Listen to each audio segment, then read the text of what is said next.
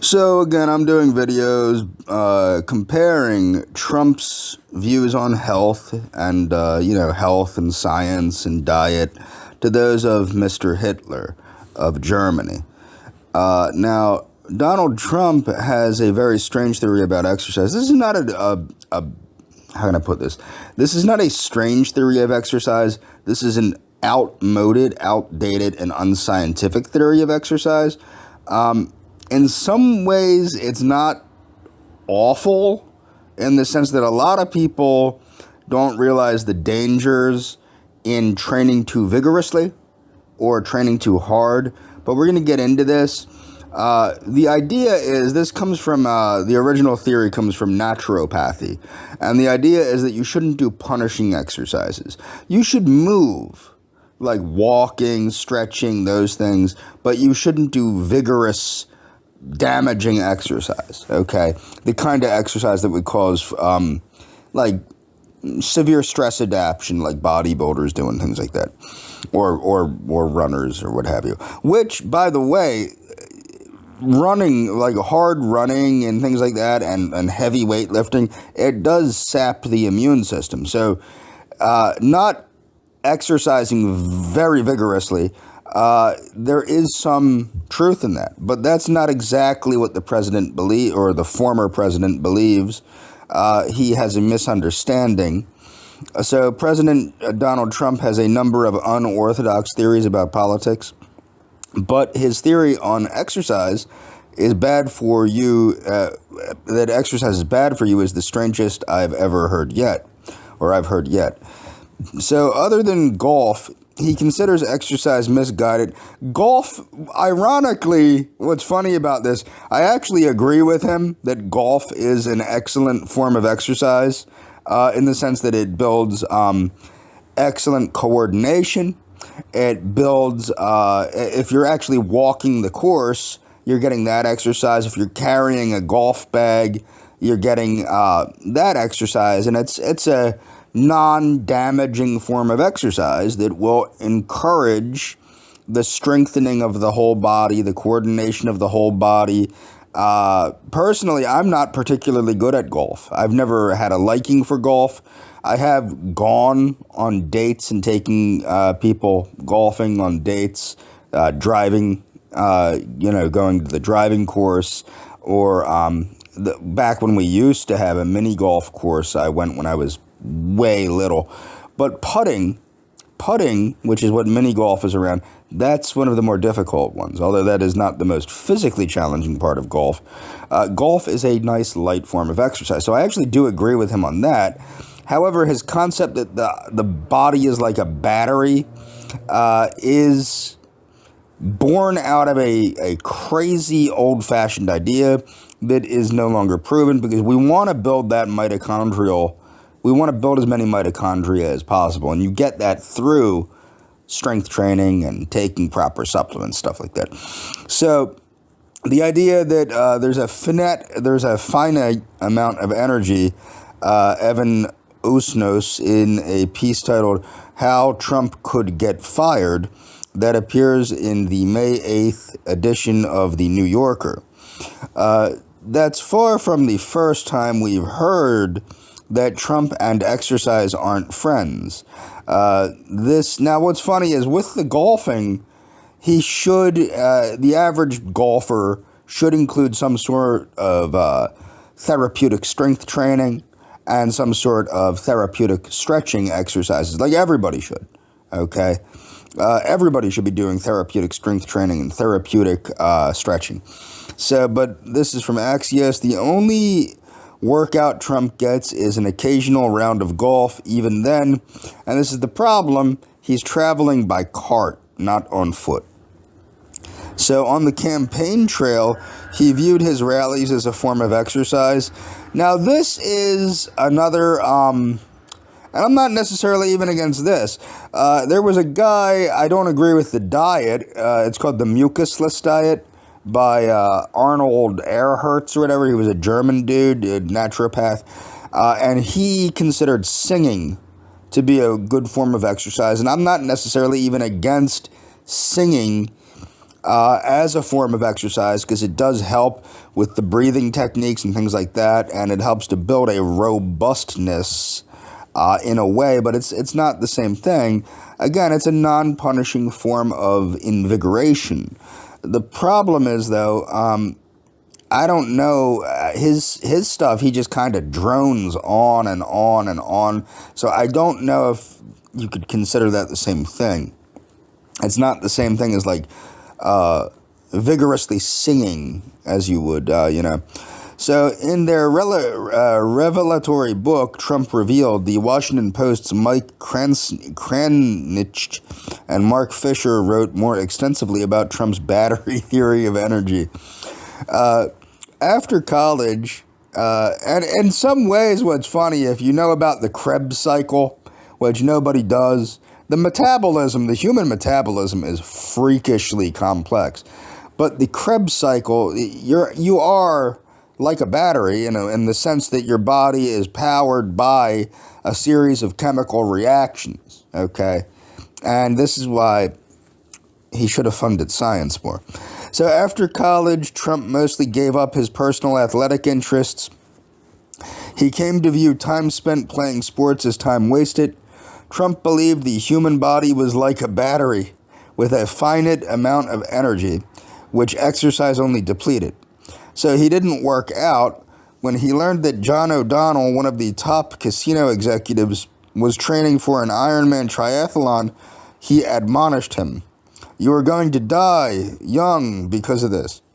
And then there was, now, again, people that do endurance running do have a very good likelihood of dying of a heart attack in the run, so it's not necessarily an inaccurate thing. So, like I said, you have to look at this in context. The problem isn't the problem is that he doesn't agree with exercise at all. Some of his ideas are actually, because it's applied common sense, are actually not terrible, if you know what I mean. Like, I wouldn't agree with endurance training necessarily for the long haul, because it could be damaging to the health. It does deplete the immune system, things like that. So the problem that I have is the idea that, the body is like a battery and things like that, which, as I said, in some sense it is, but not really, because you can fuel the body and you can sleep. So there's a whole bunch of different reasons why we sleep, why we eat, what we eat, and as covered prior, he does not fuel his body properly, which would deplete your energy a lot more than doing some vigorous exercise a couple times a week. So then there was this from the 2015 New York Times article of Trump. Trump said he was not following any special diet or exercise regime for the campaign. All my friends who work out all the time, they're going for knee replacements, hip replacements. They're a disaster, he said. He exerts him now. What you need to understand, one of the primary causes of knee replacements and joint replacements is not being overactive. It's being fat. Being a fat pig causes these issues, okay? Now, that's an issue, and how you avoid these, again, it's not so much not doing the exercise. It's doing the recuperative exercises, the physical therapy type exercises, to help with the joints, to help with the muscles surrounding the joints, things like this, and to eat properly so that you can repair your body, and taking things like hyaluronic acid and stuff like that. There are, there's things that you can do to help not have these issues. And this is also why I tell people to learn about Bruce Ames, learn about Joel Wallach.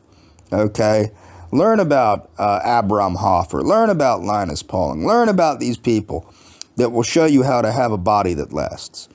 His counterintuitive theories don't extend to exercise alone. Like I said, these are not necessarily counterintuitive theories. They're a little too intuitive, if anything, because you're not going to see, in a state of the wild, okay, you're not going to see hunter-gatherers or chimpanzees or primitive farmers, you're not going to see them running around in circles for no good reason. And the reason why is because they have other work that needs to be done. But they're doing physical work, as we talked about, or I talked about with the tsunami tribe of Belize, I believe it was the Incan semi-agrarian hunter-gatherers. They're constantly moving a little bit all day. This is also true with the people in most of the blue zones. And ironically, the people that do the best, the blue zone that does the best, are the Seventh-day Adventists. Now, they put effort into exercise. They do the opposite. They're actually putting conscious effort into getting that exercise every day, you know. So he once offered this observation about people who drink a certain diet soda. He said, "I've never seen a thin person drinking Diet Coke." Now, what's ironic about that is Diet Coke is one of Trump's favorite sodas. And as I'd noted earlier, there's nothing wrong with Diet Coke. Diet Coke is a fine beverage. In fact, there was research done that proves that diet soda actually helps you lose weight better than water. I wouldn't say that diet soda is a substitute for water. In some ways it is, but I would recommend drinking water. But the fact of the matter is, if you're fat, drinking diet soda is not a bad thing. It's all the food you're eating that you shouldn't be eating that's a bad thing, and you should switch to a minimally processed diet and a lower calorie diet and walk around a bit, you know. So although he is at 70, the oldest president ever to be elected to a first term, we know little of the details of his health. In September 2016, Trump's personal doctor, Harold N. Bornstein, released a letter that noted Trump's parents lived into their late 80s and 90s and pronounced him to be in excellent physical health. Back in December, Bornstein had written a similar hyperbolic letter proclaiming, "If elected, Trump, I can state unequivocally, will be the healthiest individual ever elected to the presidency." Okay? That's asinine. And that, in my opinion, a doctor that makes such a bizarre and, ridiculous statement, if you looked at the dude, he was ancient, probably senile. And he needed to be, in my opinion, that doctor needed to be looked at more deeply to make sure he wasn't having any mental health crisis or something of that nature. While the generally held belief within the medical community is contra Trump, and the thing is, it's not contra Trump, there's more to it. Okay, there's a lot more to it than what Trump is saying. What Trump is saying is technically hyper intuitive without looking at the things that he's getting wrong by being too intuitive and not looking at the science. Okay, that's the problem there. So exercise is good for you. That's true.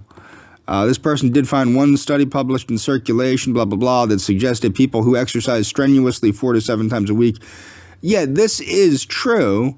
And this is what you have to understand. There's more than one study about strenuous exercise and its effects on the organism. It's not good. Too much stress is not good. Okay? And there's other ways to get stress, such as chemohormesis, by taking in phytonutrients and things like that. But so being somewhat self-conscious about his weight, Trump is 6'3", and weighs, that's what, if you remember, I was talking about the high-calorie diet he's on. He's a very genuinely large man. He can handle a lot of calories. The problem isn't the calories per se. The problem is the quality of the calories, and they are not, the calories that he is consuming are not high-quality calories. That's the issue, okay? He should be checking out Brooke Goldner's diet. I apologize if she's watching. That's a horrible thing I said there. She is a gorgeous woman, but he should be checking out Brooke Goldner's diet. and he should be checking out, Terry Walls's diet. He should be checking out Dr. Atkins' diet. He should be checking out the Zone diet. He should be checking out diets that promote health and not eating McDonald's every day. In fact, the author of the Zone diet actually did write a book called The Fast Food Diet, which shows you how to remain healthy eating fast food. And I don't think that would be a terrible book for Mr. Trump to read. Okay. So, blah, blah, blah. Trump regularly touted his physical fitness as compared to that of Hillary Clinton on the campaign trail to defeat crime and radical Islamic terrorism in our country. He did neither. He actually did the opposite. He let all the criminals out of prison. And, radical Islamic terrorism is nowhere near as much of a threat to this country as radical idiocy, as demonstrated by QAnon, BLM, Antifa, and these things. Now, he promised to declare Antifa a terrorist organization. Never happened. He should have declared BLM a terrorist organization, but now BLM supports Trump. Keep that in mind. BLM now supports Trump. So all you morons that are anti-BLM that support Trump, keep in mind BLM now supports Trump and Trump supports BLM. And on top of that, Trump is against the people that voted for him, the people that were at the Unite the Right rally and other things. He's against David Duke. His son Eric Trump threatened to shoot Duke as Duke was running for the GOP spot in the Senate in Louisiana. There's a lot of stuff here that we really, if you're planning on voting Trump, you're really going to have to take it into context. Okay, so we're going to move on here. So this is from PubMed, massive cuts to science and medicine in Trump budget. Now, this is the problem.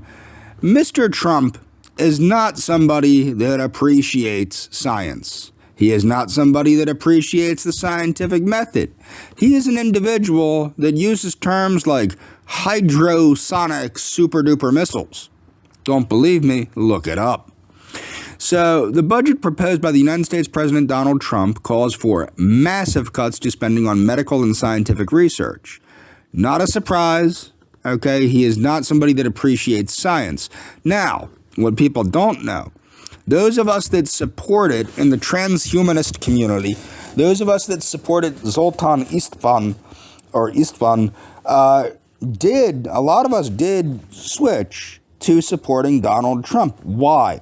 Because Trump promised things like the right to try bill. I believe he actually signed it into law, which allows you to try experimental medicines if you're on your deathbed, which is a start.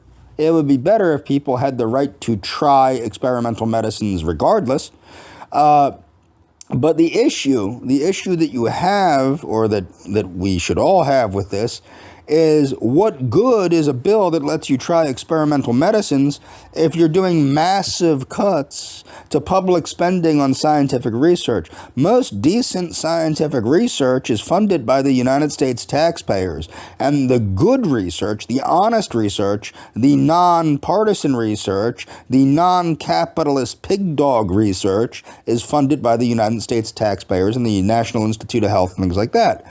I've done many videos on this. If you look at the great advances in Western civilization, particularly in the United States, it has always come from the public sector. Whether it's the space program, vaccines, whatever, it's always come from the public sector. Or the railroad systems, everything has always been either organized or funded directly or funded indirectly by the public sector. Whether it's cell phones, the internet, what have you, the funding, the intelligence, the organization, it always comes from the unanimous public organization by the government. The government can and is very, very efficient if you remove the capitalist pig dog thinking. Okay? So, public health and disease prevention programs and health insurance for low-income Americans and their children, it has drawn intense criticism. Okay, so he was cutting it. He wanted to cut scientific research, public health, and disease prevention programs.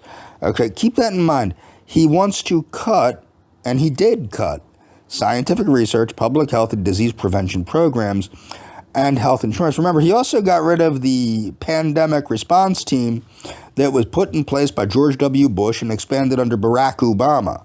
Now, remember, Trump in office said, who could have predicted a pandemic? Well, George W. Bush predicted a pandemic, as did Barack Obama. Now, what you might also remember, during the Republican primary when Trump was running in 2016, he rightly called out Jeb Bush because Jeb Bush said, my brother kept us safe. And Donald Trump pointed out 9/11 happened on George W. Bush's watch, so how the hell did he keep us safe? Now, that's a right thing to say. However, during the Trump regime,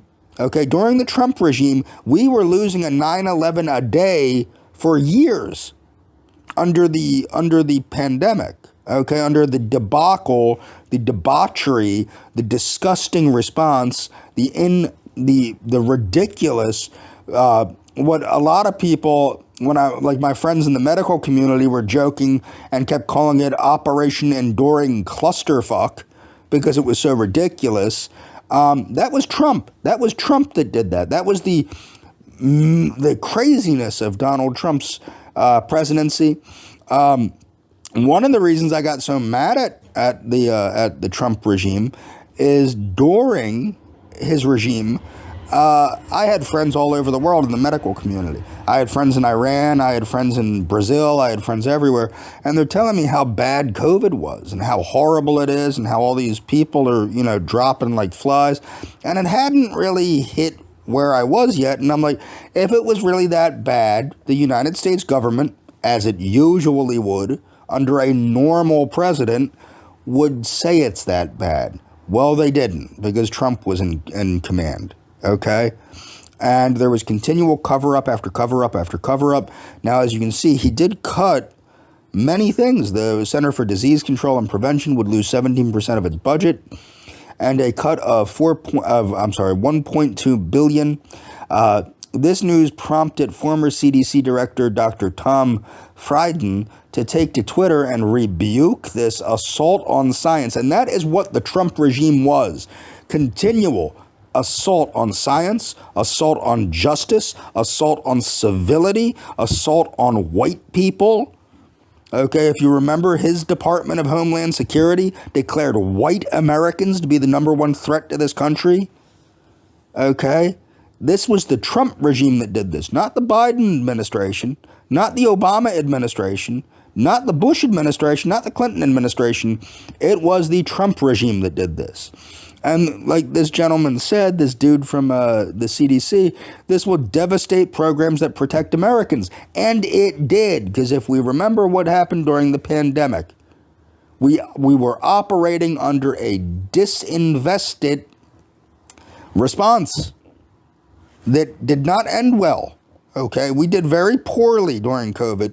And what got me so mad is none of that shit had to happen if the things that were put in place by George W. Bush and expanded under Barack Obama were also expanded instead of disinvested and defunded under Donald Trump. He should have been putting more money into these things, not less, more money, okay? He noted that the cuts would give the CDC its lowest budget in 20 years. So keep this in mind. As inflation is going up, the CDC budget is going down, which translates to less of a CDC, less of a Center for Disease Control. Okay? That's a pretty fucking important branch of government, or a pretty important part of the government there. You know, the CDC, Center for Disease Control and Prevention, pretty important. Other cuts include $776 million to the National Science Foundation. This is a direct assault on science. The National Science Foundation, a funder of scientific research. This is honest, pure science. Now, what many people don't understand, a lot of pharmaceutical companies, people tout the great pharmaceutical companies.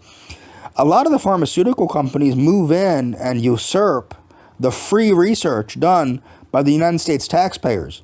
This is funded by the United States taxpayers. A lot of the pharmaceutical companies grab up this basic science research, which is not profitable for them to do, and they use that to make these wonder drugs.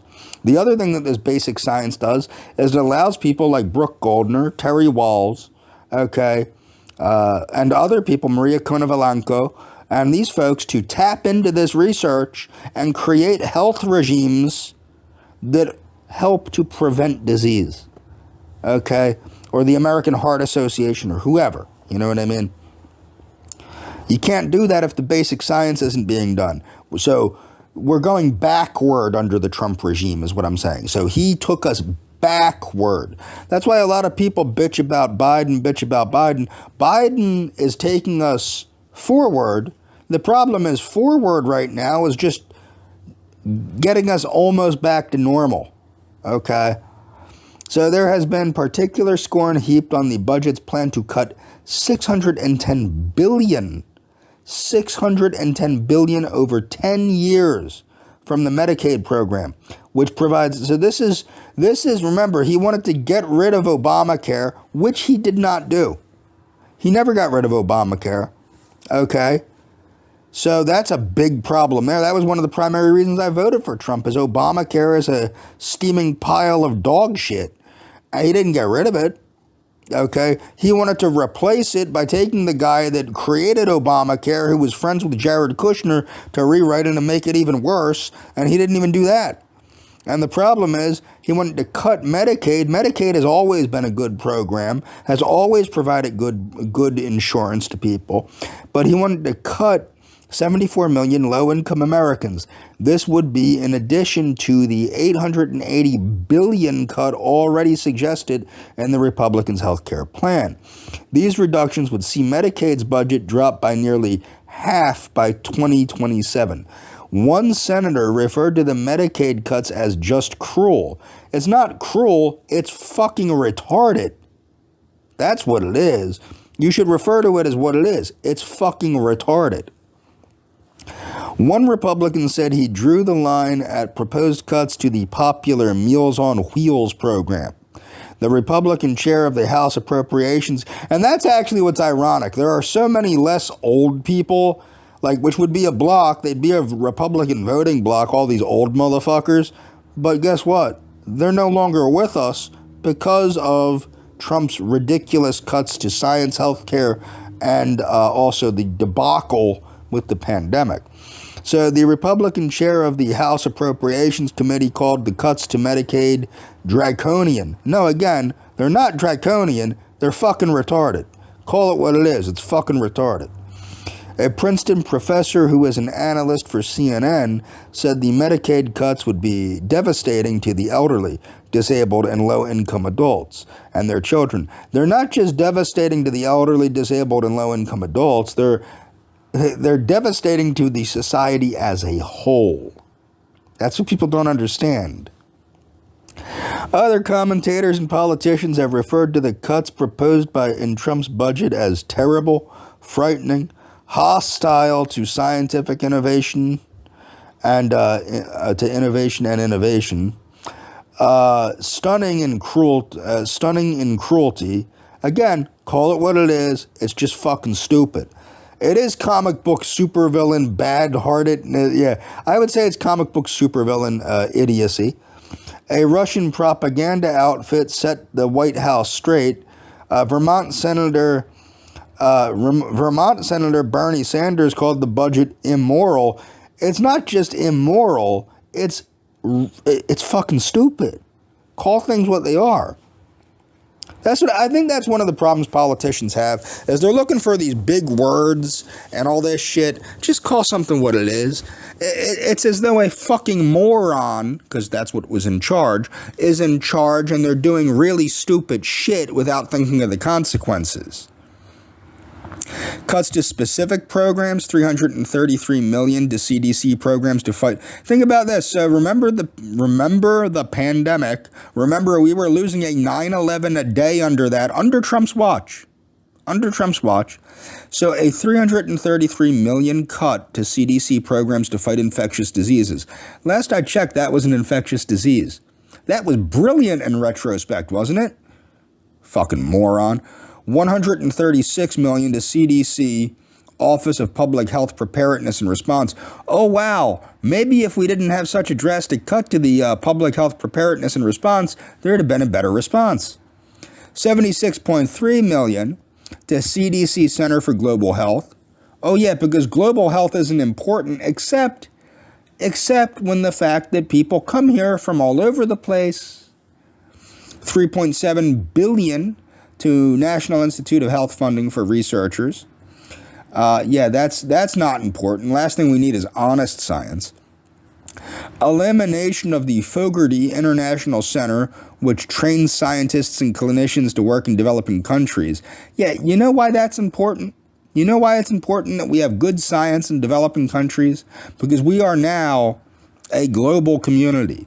And we need that good science in those developing countries. And we need the ability to go into these countries and communicate. Our scientists need to be able to communicate with other scientists. Look at the preventative health measures that have been able to be forged through the blue zones. Some of those countries are developing countries. Okay? 874 million to the Department of Energy's Office of Science. So, yeah, this is just an attack on science itself. 193 billion cut over 10 years to Supplemental Nutritional Assistance Program, food stamps. Yeah, because who the hell needs to eat? Okay? This is the thing. If you keep cutting these programs, you're going to have more birth defects, more people to take care of, less programs to take care of them, and more destruction of the public infrastructure. Okay? There's no thought of the long-term consequences of this shit. 5.8 billion to Children's Health Insurance Program over 2 years. Moving forward. Now, what's ironic, if we didn't see all those massive, drastic, stupid cuts to science, which is what that was, it was a literal assault on science, we wouldn't have needed Operation Warp Speed, which I was not a fan of from the beginning, and many people were not a fan of from the beginning. And if you were kept reading the research, it wasn't great. Budget and leadership. Now think about this. He cut all that money, and then last minute, in order to get vaccines out, Operation Warp Speed used BARDA as a financial interface between the U.S. federal government and the biomedical industry. The program was initially being funded by $10 billion. So how did he save anything? Think about it. We lost millions of people. Millions of people are gone now because of the cuts that he made to these different CDC programs and other public health programs. Millions of people are gone. Okay? And on top of that, he still had to spend $10 billion, an additional $18 billion. So where's the money saved? And all of this money was poured right into Big Pharma. Okay?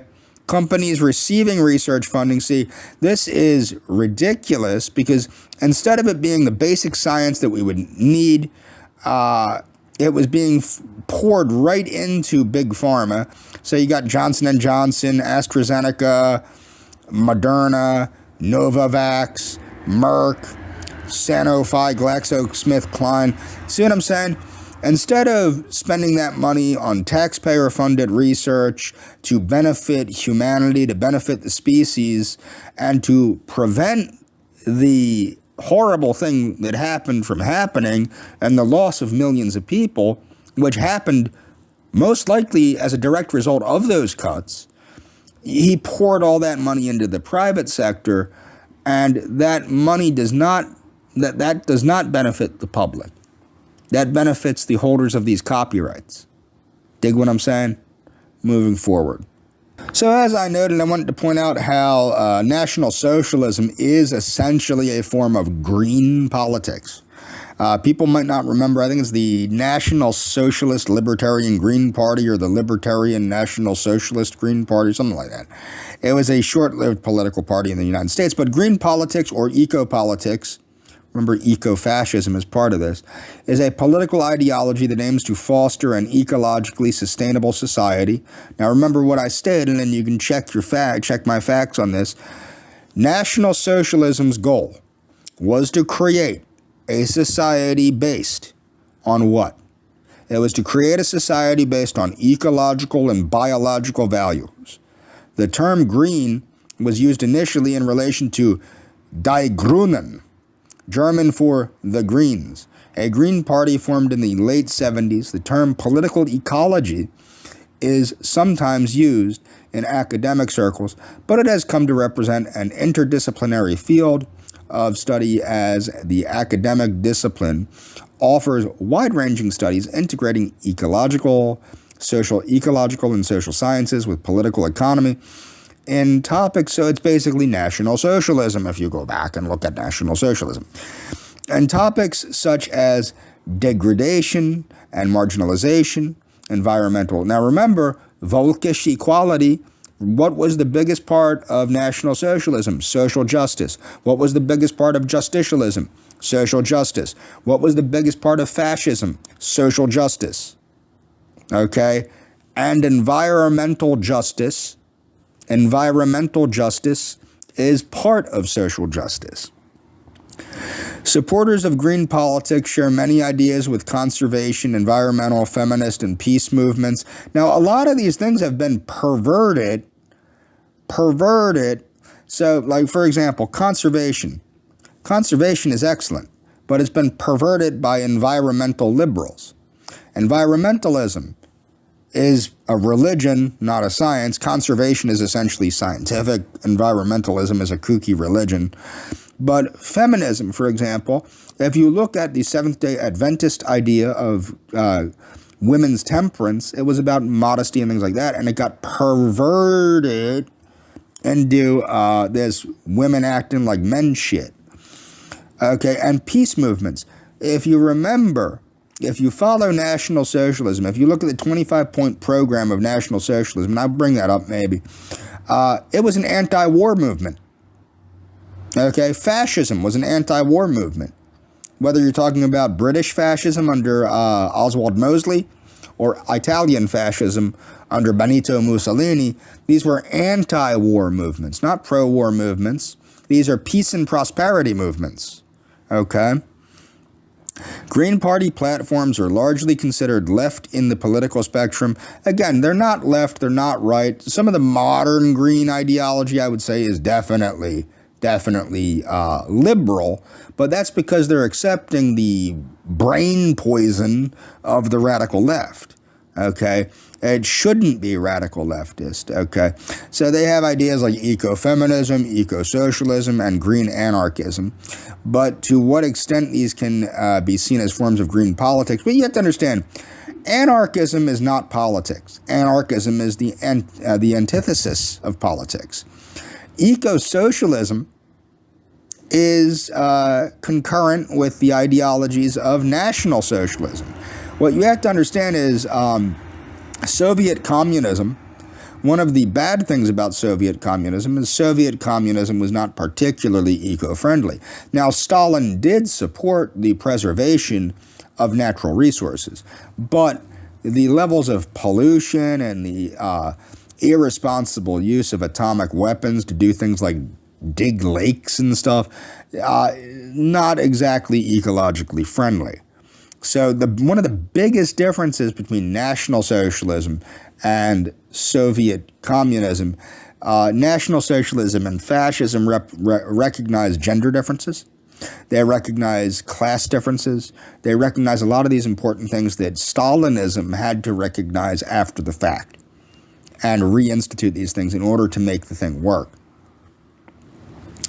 So history, Mahatma Gandhi and Henry David Thoreau, influential early green anarchists, okay, Mahatma Gandhi, adherents to green politics tend to consider it to be a part of a higher worldview and not simply a political ideology, and it should be seen as a greater worldview, a type of pantheism.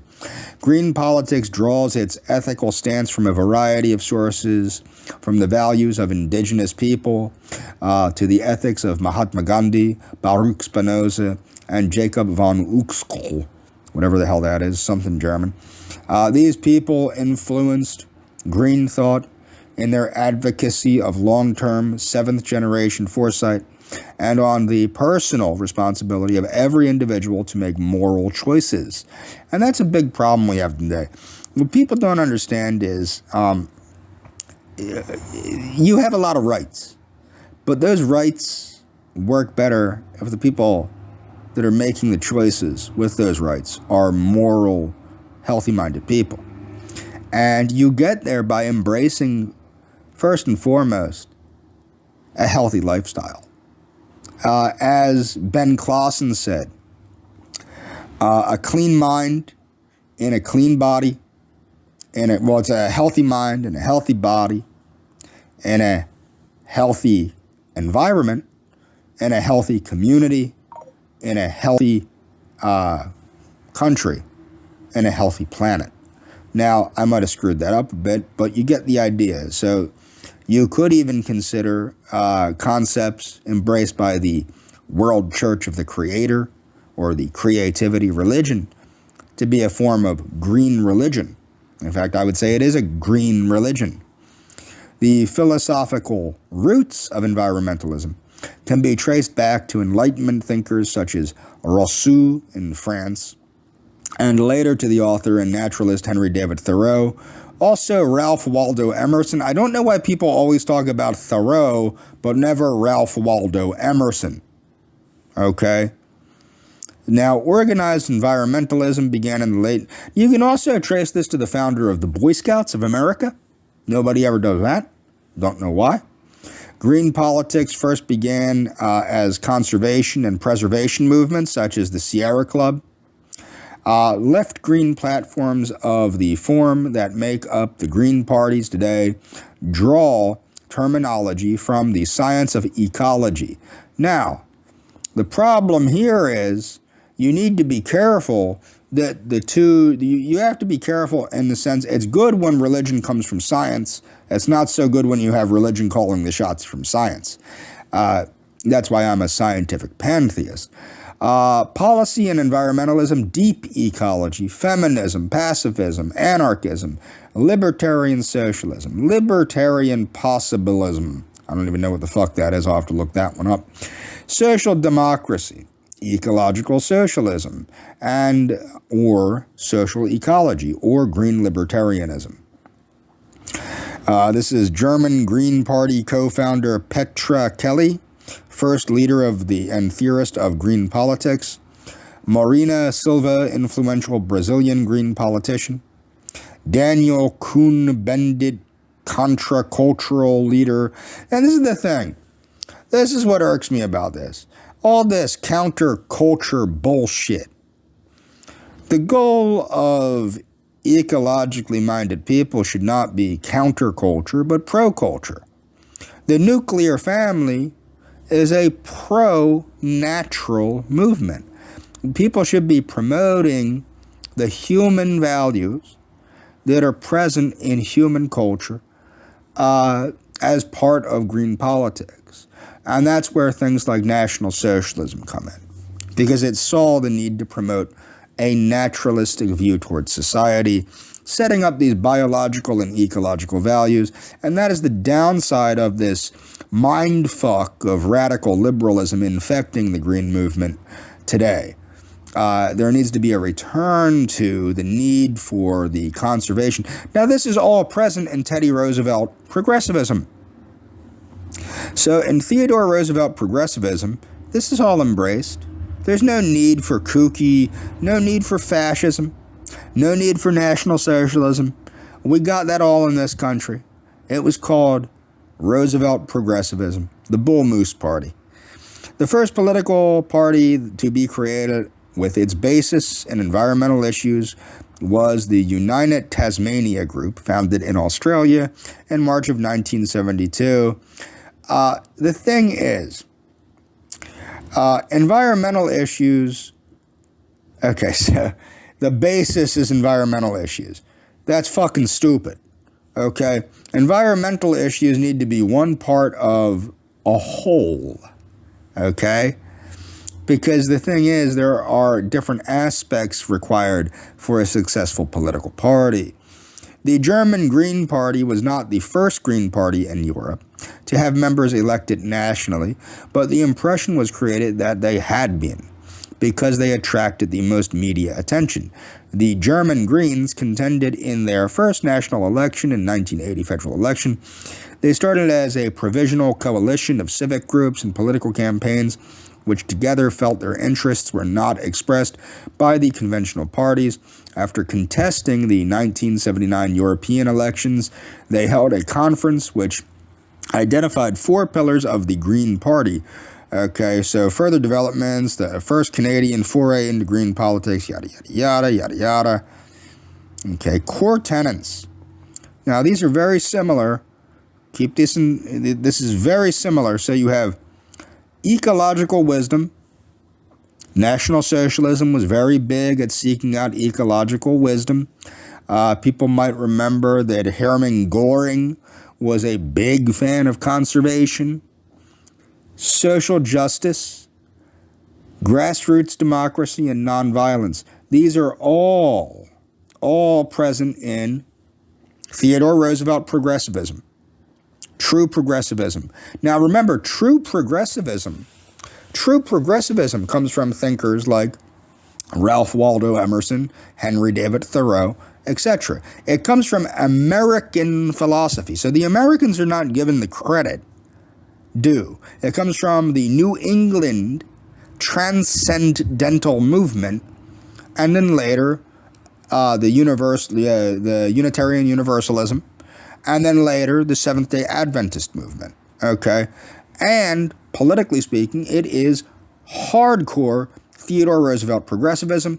Now, these things were spread by the Rockefeller Foundation into Europe through Mussolini and the support of the Rockefeller Foundation of Benito Mussolini. And this inspired people like Adolf Hitler, who I'm using as a comparison. But you can understand that green politics has a beautiful root in true Americanism, especially the philosophical Americanism of New England transcendentalism, which has a very big importance on social justice and individual liberty. So keep in mind, blah, blah, blah, blah. So now, this is the thing. Some of their things are more libertarian. So decentralization, community-based economics, post-patriarchal values, later translated to now this is the thing. Post-patriarchal values, this is what people don't understand. In agrarian societies, yes, men, you have a quote-unquote patriarchal society, blah, blah, blah, blah, blah, blah, blah. And in agrarian society, not really. Everybody's doing their part. Men, women, children, everybody has a role. Okay? So you're really going back to the kind of open field concepts of the ancient Anglo-Saxons, embraced the importance and the value of every individual as a cog in the machine, as a, this is, at its heart, this is fascism.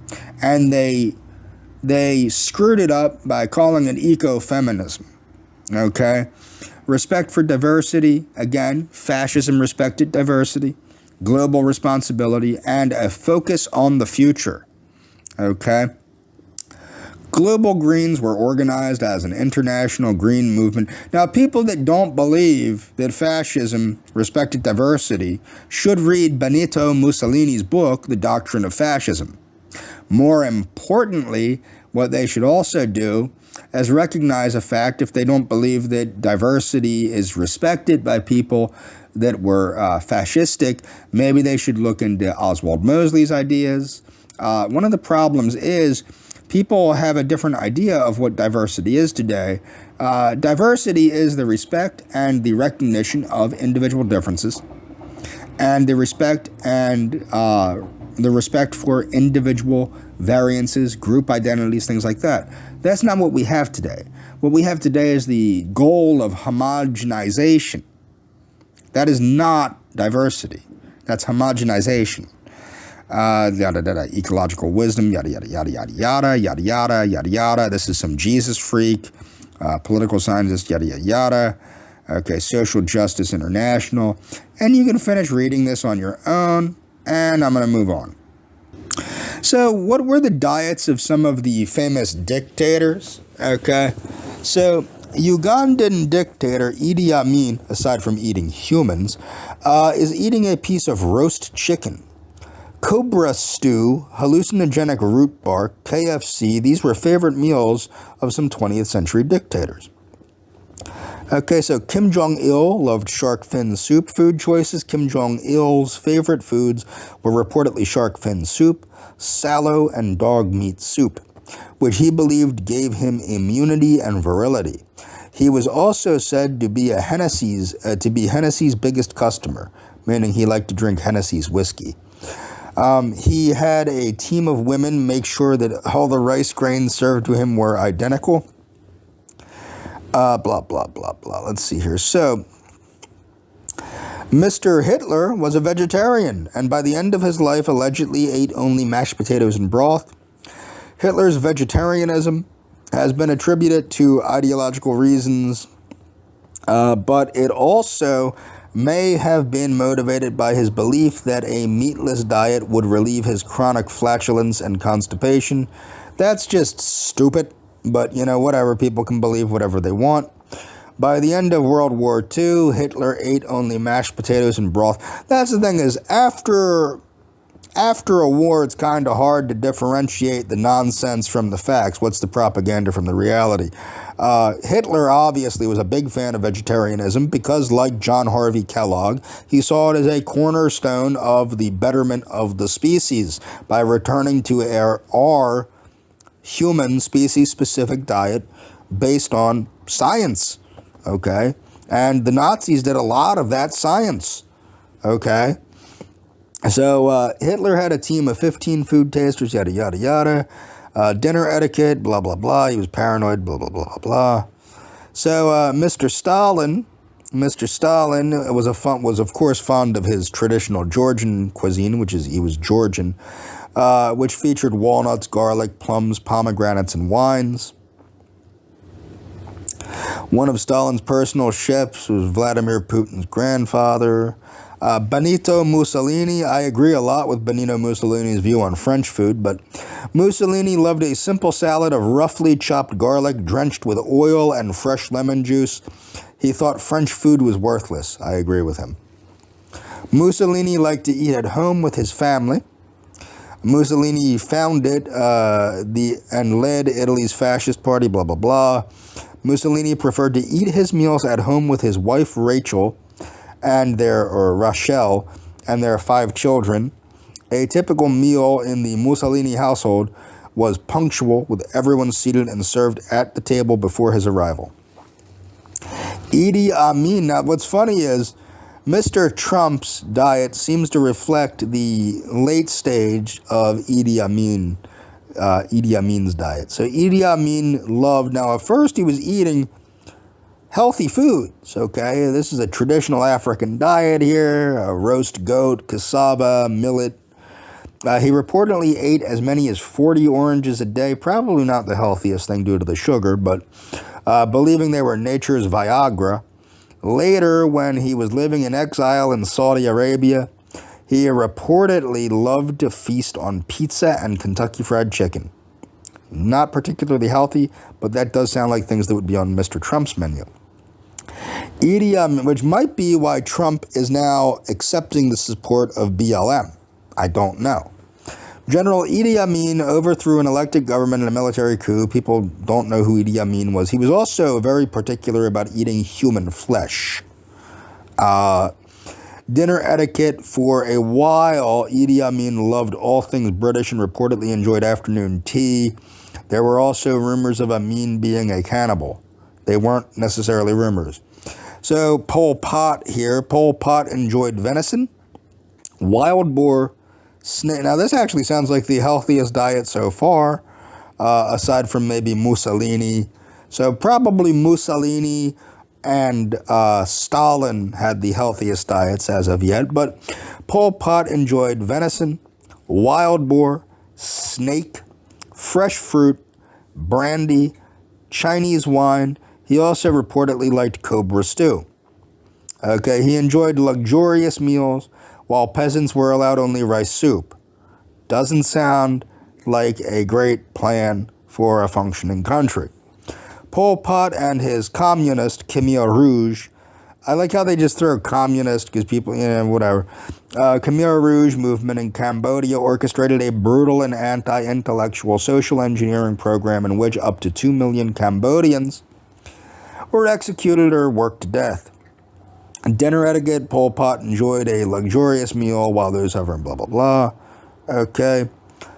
Nikolai, I can't pronounce this, like vegetarian lasagnas and simple salads. Food of whatever, like vegetarian lasagna topped with an egg beaten into a sour cream, Romanian style. And he also liked aspic and simple tomato, onion, and feta salads. Okay, would throw food served to him at formal events, blah, blah, blah. Okay, he notoriously avoided eating food that was not properly screened. No shit, that's a good idea. Francisco, something, like tea made out of the female cannabis plant and root bark with hallucinogenic properties.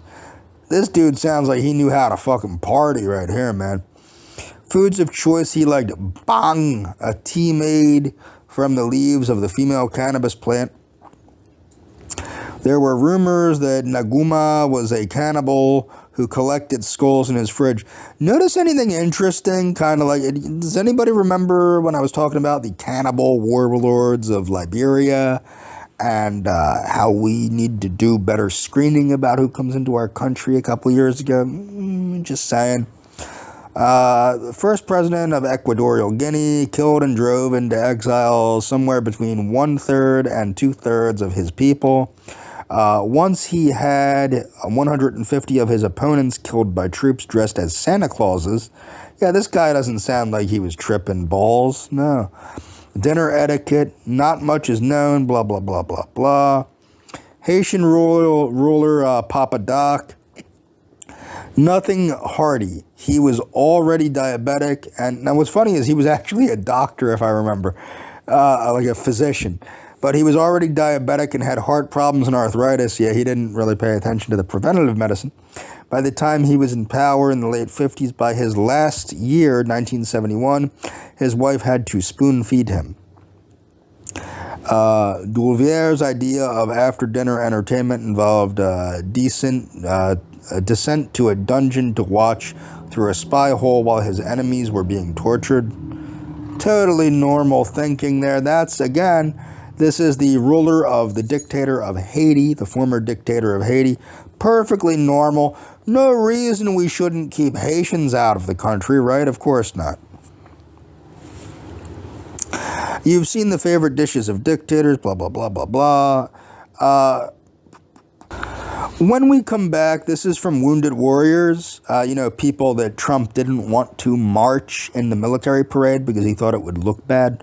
But this is from woundedwarriorsproject.org, and this talks about historical commanders-in-chief and what they ate.